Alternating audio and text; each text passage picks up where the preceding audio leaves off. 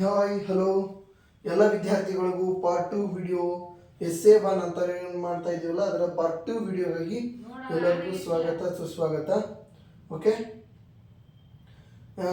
Part 2 ಅಂದರೆ ಯಾವುದಂತ ಹೇಳಿದ್ದೆ ನಾನು ನಿಮಗೆ?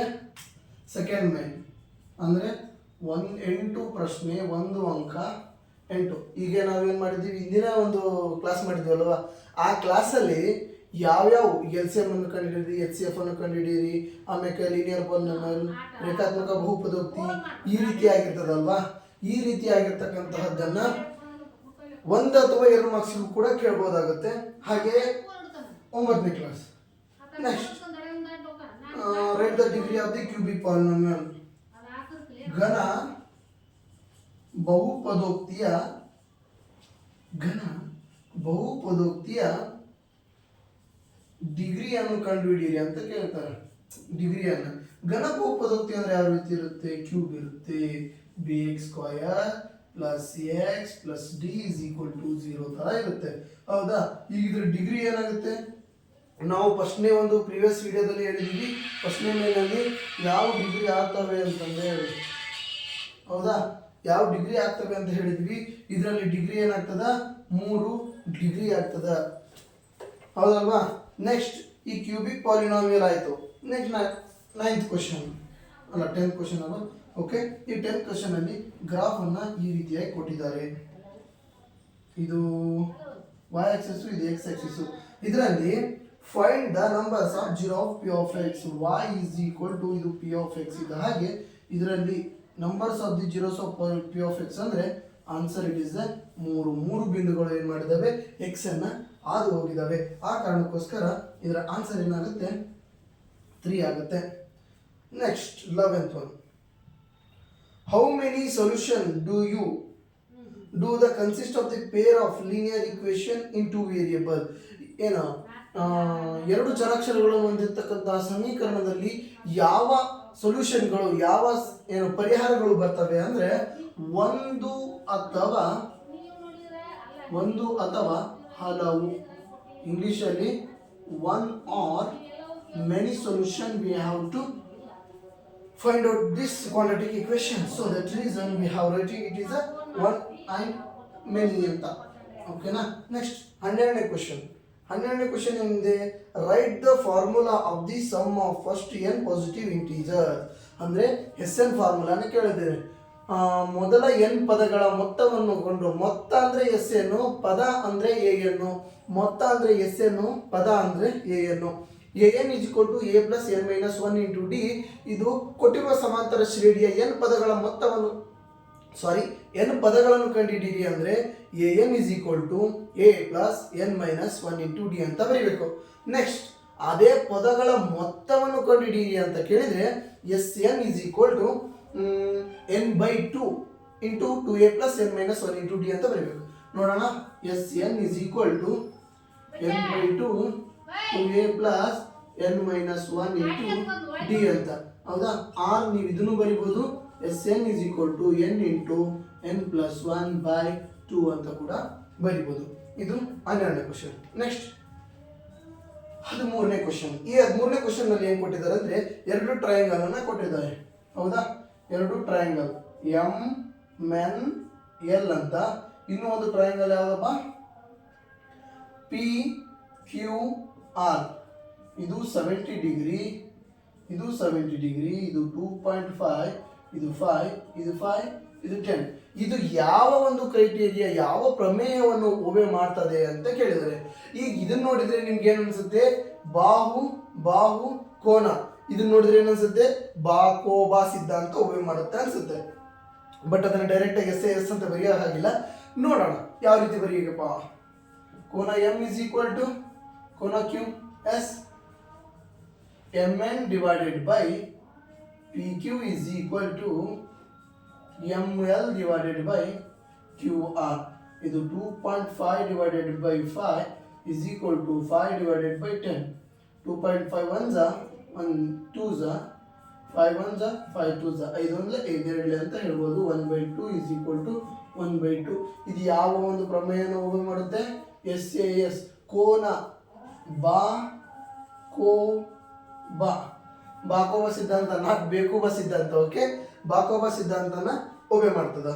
Next, right the roots of the quadratic equation. ಕೊಟ್ಟಿರ್ತಕ್ಕಂಥ ಒಂದು ಕ್ವಾಡ್ರಾಟಿಕ್ ಇಕ್ವೇಶನ್ ಅಂದ್ರೆ ವರ್ಗ ಈ ಸಮೀಕರಣದಲ್ಲಿ x minus 6 is equal to 0 ಇವುಗಳಲ್ಲಿ ರೂಟ್ ಅನ್ನ ಬರೆಯಿರಿ ಅಂತ ಕೇಳಿದ್ರೆ, ಏನಂತ ಕೇಳಿದ್ರೆ ರೂಟ್ ಅನ್ನ ಬರೀರಿ ಅಂತ ಕೇಳಿದ್ರಿ. ಏನಾಗುತ್ತೆ, ಎಕ್ಸ್ ಇಸ್ ಈಕ್ವಲ್ ಟು 0 ಆಗುತ್ತೆ, x minus 6 is equal to 0 ಆಗುತ್ತೆ. ಎಕ್ಸ್ ಇಸ್ ಈಕ್ವಲ್ ಟು 0 ಒಂದು ರೂಟ್ ಆದರೆ, x is equal to minus ಐತಿ ಆ ಕಡೆ ಹೋದ್ರೆ ಪ್ಲಸ್ 6 ಇದು ಕೂಡ ಒಂದು ರೂಟ್ ಆಗುತ್ತೆ. ನೆಕ್ಸ್ಟ್ ಕ್ವಶನ್ ಯಾವ್ದಪ್ಪ? Next question 14 ಮುಗಿತಲ್ವಾ? 15 question. Express 75 has the product of it's prime factors. ಅಂದ್ರೆ ಕೊಟ್ಟಿರುವಂತಹ 75ರ ಅವಿಭಾಜ್ಯ ಅಪವರ್ತನಗಳನ್ನ, ಕೊಟ್ಟಿರುವಂತಹ 75ರ ಅವಿಭಾಜ್ಯ ಅಪವರ್ತನಗಳನ್ನ ಕಂಡುಹಿಡಿಯಿರಿ ಅಂತ ಹೇಳಿದ್ದಾರೆ. ಅದಲ್ವಾ? ಇಲ್ಲಿ ಮಟ್ಟ ಕ್ಲಿಯರ್ ಆಯ್ತಾ? ಓಕೆನಾ? ಎಲ್ಲರಿಗೂ ಐಬು ಅರ್ಥ ಆಗ್ತಿದೆ ಅನ್ಸುತ್ತೆ. ಎಲ್ಲರೂ ನಮ್ಮ ಚಾನಲ್ ಅನ್ನು ನೋಡಿ ಸಬ್ಸ್ಕ್ರೈಬ್ ಮಾಡಿ ಹಾಗೂ ಬೆಲ್ ಐಕಾನ್ ಅನ್ನು ಒತ್ತುವುದರ ಮೂಲಕ ನಮ್ಮ ವಿಡಿಯೋ ಬಿಟ್ಟ ತಕ್ಷಣ ಆದಷ್ಟು ಬೇಗ ನಿಮ್ಮ ಫೋನ್ಗೆ ನೋಟಿಫಿಕೇಶನ್ ಬರುತ್ತೆ ಅಂತ ಹೇಳ್ತಾ, ಈಗ 75ರ ಅವಿಭಾಜ್ಯ ಅಪವರ್ತನಗಳನ್ನು ಕಂಡುಹಿಡಿಯಿರಿ. 15ನೇ ಕ್ವಶನ್. ಫಸ್ಟ್ ಆಫ್ ಆಲ್, ಅವಿಭಾಜ್ಯ ಅಪವರ್ತನಗಳು ಪ್ರೈಮ್ ಫ್ಯಾಕ್ಟರ್ಸ್ ಅಂದ್ರೆ ಏನು? The factor which is divided by it self and one, that is called prime factor. ಅಂದ್ರೆ ಯಾವ ಸಂಖ್ಯೆಯು ತನ್ನಷ್ಟಕ್ಕೆ ತಾನು ಭಾಗವಾಗಿ ಅಥವಾ ಒಂದರಿಂದ ಭಾಗವಾಗುತ್ತಿದ್ದರೆ ಅಂತಹ ಸಂಖ್ಯೆಯನ್ನು ನಾವೇನಂತ ಕರಿತೀವಿ? ಪ್ರೈಮ್ ಫ್ಯಾಕ್ಟರ್ ಅಂತ ಕರಿತೀವಿ. 75 ತನ್ನಷ್ಟಕ್ಕೆ ತಾನು ಭಾಗವಾಗಿ, ಈಗ ನೋಡೋಣ 2 3 5 ನೋಡ್ಬೇಕಾದ್ರೆ 3 ಒಂದೇ 3 1 3 3 ಅಷ್ಟೇ ಇರೋದು, ಮತ್ತೆ ಬೇರೆ ಯಾವುದೇ ಸಂಖ್ಯೆಯಲ್ಲಿ 3 ಇಲ್ಲ. ಆ ರೀತಿ 5 7 8 ಬರಲ್ಲ, 9 ಬರಲ್ಲ, 10 ಬರಲ್ಲ, 11 ಈ ರೀತಿಯಾಗಿ ಬರ್ತಾ ಹೋಗ್ತವೆ. ಓಕೆನಾ? ಈಗ ಇದು ಸಮ ಸಂಖ್ಯೆ ಇದ್ದಿದ್ರೆ ನಾನು 2ರಿಂದ ತಗೋತಿದ್ದೆ, ಬಟ್ ಇದು ಬೆಸ ಸಂಖ್ಯೆ ಇದೆ. ನೆಕ್ಸ್ಟ್ ಯಾವುದು? 3 ಇದೆ. 3 2 6 3 5 15. ಓಕೆನಾ? 5 3 ಸಾರಿ 5 5 25 5 1 ಏನಾಗ್ತದೆ? ಈಗಿದು 3 ಇಂಟು 5 ಇಂಟು 5. ಇವು ಅವಿಭಾಜ್ಯ ಅಪವರ್ತನಗಳು. ಏನಂತೀವಿ? ಪ್ರೈಮ್ ಫ್ಯಾಕ್ಟರ್ಸ್, ಅವಿಭಾಜ್ಯ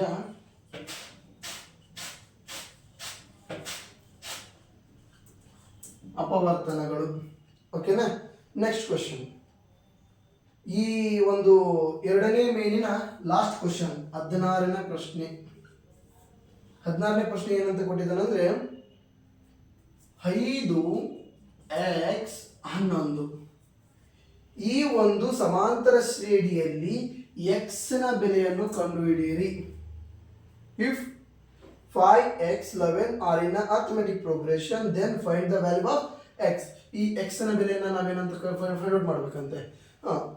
ಎಷ್ಟು ಈಸಿ. ಈಗ ನೋಡಿ, distance formula d1 is equal to x minus 5 ಆಗುತ್ತಾ, d2 is equal to 11 minus x ಆಗುತ್ತೆ.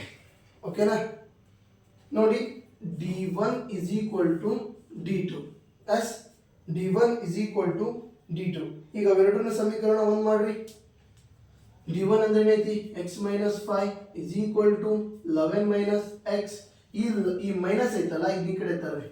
x plus x is equal to 11. ಈ ಮೈನಸ್ ಇದು ಆ ಕಡೆ ಕಳಿಸಿದ್ರೆ plus 2x is equal to 11 plus 5 11 plus 5 16. ಹೌದಾ? ಇಲ್ಲಿ ನೋಡಿ, 2x is equal to 16, x is equal to 16 by 2, 2 1 ja 2 8 ja, x is equal to 8. ಹೌದಲ್ವಾ? ಈ ಮೈನಸ್ ಐತೆ, ಇಸ್ ಈಕ್ವಲ್ ಟು ಈ ಕಡೆ ಬಂದ್ರೆ ಏನಾಗುತ್ತೆ ಅಂತ ಹೇಳಿದೀನಿ? ಪ್ಲಸ್ ಆಗುತ್ತೆ ಅಂತ ಇದೀನಿ.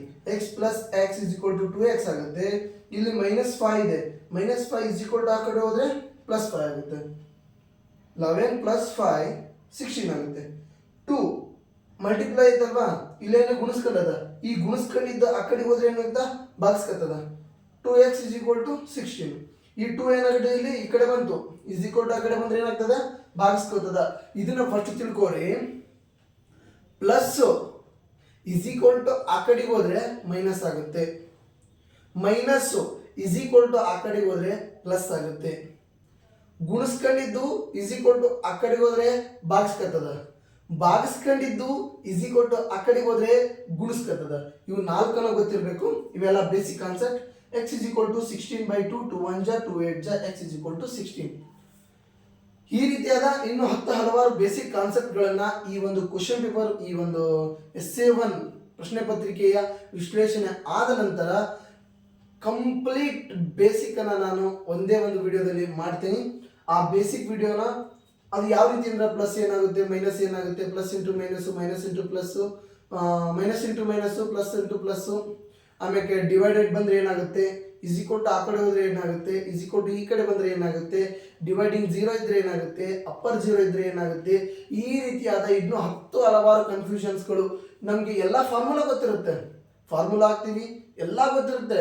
ಬಟ್ ಒಳಗಡೆಗೆ ಮೈನಸ್ ಇಂಟು ಮೈನಸ್ ಬಂದಾಗ ಏನಾಗುತ್ತೆ, ಪ್ಲಸ್ ಇಂಟು ಪ್ಲಸ್ ಬಂದಾಗ ಏನಾಗುತ್ತೆ, ಆ ಮೈನಸ್ಸು ಪ್ಲಸ್ ಅನ್ನೋದನ್ನ ನಾವು ಹೆಚ್ಚು ಕಡಿಮೆ ಮಾಡಿದ್ರು ಕೂಡ ಏನಾಗುತ್ತೆ, ಆನ್ಸರ್ ತಪ್ಪರೋ ಚಾನ್ಸಸ್ ಇರುತ್ತೆ.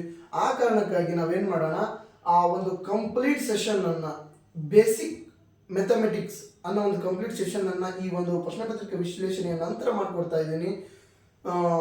ಆ ಒಂದು ವಿಡಿಯೋನ ಕಾದು ನೋಡಿ. ಓಕೆನಾ?